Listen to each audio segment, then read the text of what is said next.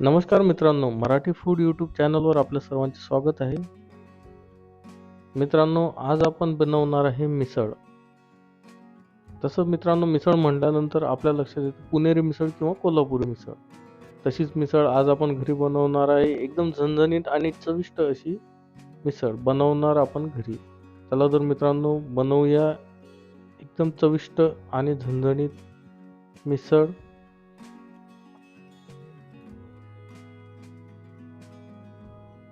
या मिसळसाठी आपल्याला साधारणतः साहित्य. चला तर मित्रांनो, एका मिक्सरच्या भांड्यामध्ये आपण भाजलेलं खोबरं, कांदा, त्यामध्ये थोडंसं कोथिंबीर आणि जिरं टाकून ते काढून घेऊ.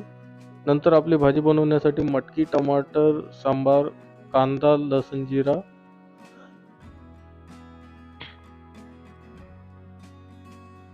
सर्वात आधी मी एका पॅनमध्ये थोडंसं तेल घेऊन त्यामध्ये जिरं टाकलेलं आहे.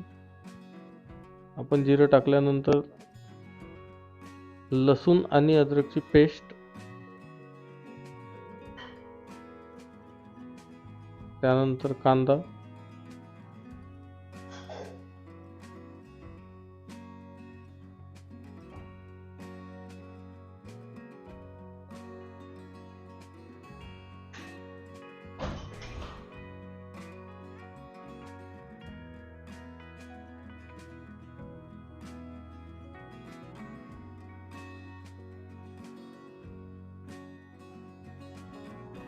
कांदा व्यवस्थित शिजवून घ्या. कांदा झाल्यानंतर थोडंसं तांबड्या रंगाचं होईपर्यंत शिजवू द्या. एक 5 मिनिट तेलामध्ये व्यवस्थित झाल्यानंतर आपण त्यामध्ये आपण काढलेला मसाला टाकू.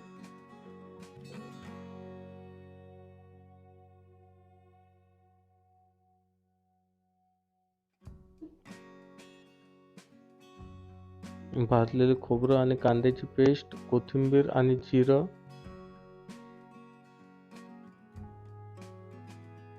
याची पेस्ट आपण एक मिक्सरच्या भांड्यामध्ये तयार केलेली होती ती टाकली.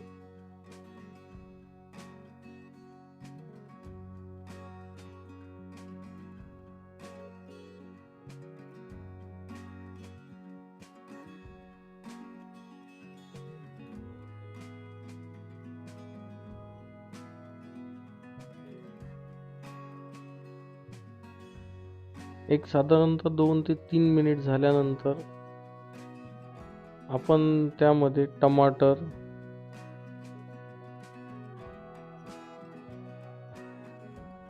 मीठ,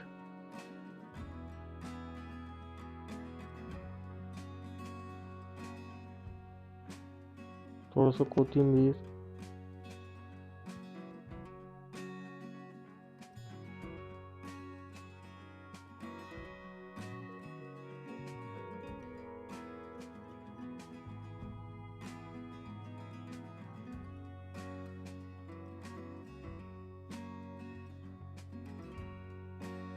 मित्रांनो, आता आपण यामध्ये आपले रेग्युलर मसाले जसे हळद, लाल मिरची, मिरची पावडर, परत धनिया पावडर,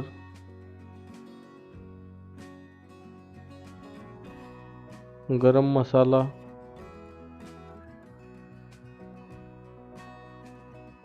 आणि थोडासा धनिया हे सर्व टाकून मिक्स करून घे. मसाला जळला पाहिजे नाही म्हणून त्यासाठी थोडंसं पाणी पण टाकून घ्यायचं. पाणी टाकल्यानंतर साधारणतः 2 ते 3 मिनिटपर्यंत हे व्यवस्थित शिजवून घ्या. नंतर एकत्र करून आता त्याच्यामध्ये मटकी टाकलेली आहे. हे सर्व व्यवस्थित मिक्स करून घ्या. मिक्स करून घेतल्यानंतर आता याच्यामध्ये पाणी टाकू. पाणी थोडंसं पुरेसं टाका कारण मटकी शिजायला पाणी लागतं.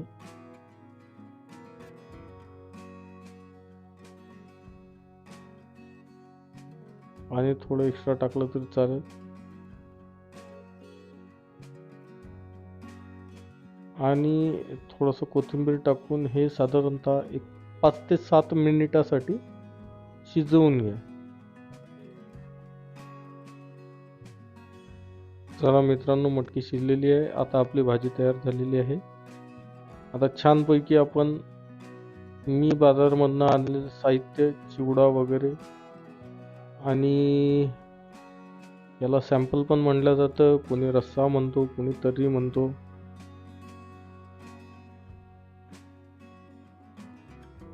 तर मित्रांनो, तुम्हाला जर व्हिडिओ आवडला असेल तर चॅनलला नक्की सबस्क्राईब करा. थँक्यू.